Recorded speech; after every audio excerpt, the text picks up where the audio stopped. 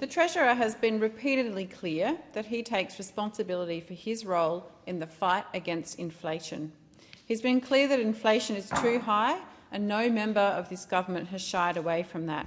The Treasurer is fighting hard, Deputy Speaker. We know that inflation is significantly lower than its peak and significantly lower than when we came to government, but that is history and we know it is too high. The Treasurer has also been clear that the economy, including productivity, cost of living and growth, are central to the Albanese Labor government's agenda. Increases to productivity and growth is what this government's policy initiatives are directed at, as are help and assistance to Australians with the cost of living. Now, inflation and what drives it is not linear. It's not black or white, one thing or another. It's an oversimplification, Deputy Speaker, to blame government spending. Governments of the day have the privilege and responsibility to take measured and practical steps within their sphere of reference to tackle inflation, but condemning the Treasurer for this and that is an easy shot that does nothing to assist the Australian voter. Australians know that contributors to inflation are a mix of fluid and ever-changing factors that need to be constantly monitored and adapted to. Factors like the time of year, private demand, climate, the labour market, global challenges more real than ever, and government policy all play a role in the ingredients that make up inflation. Sometimes one factor plays a bigger role, sometimes smaller. It's not linear and it's not as simple as saying, just cut this, just do that, or just change this.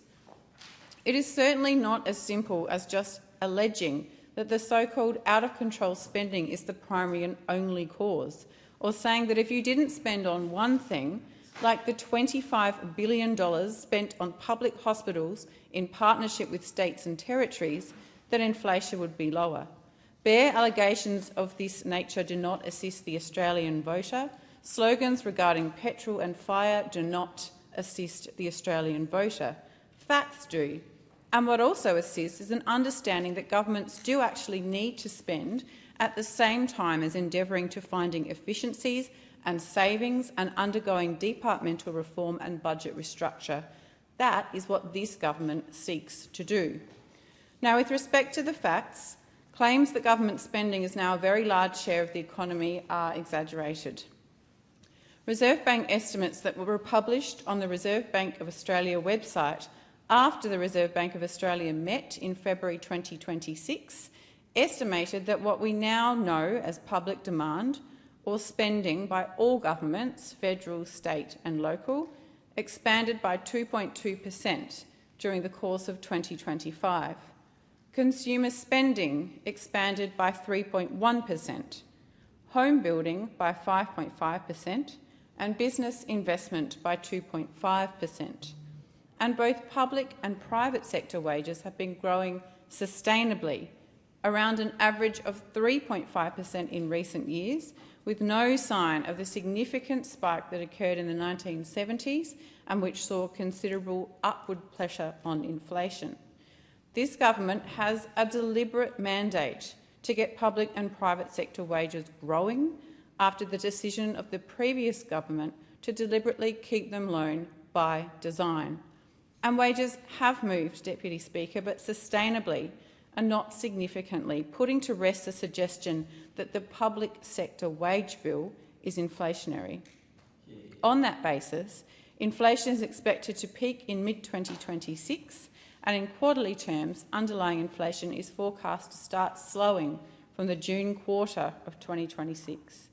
This peak is one of the factors as to why the May 2026 budget is being crafted through the lens of responsibility as a solid, future-focused plan directed at productivity, spending restraint and tax reform.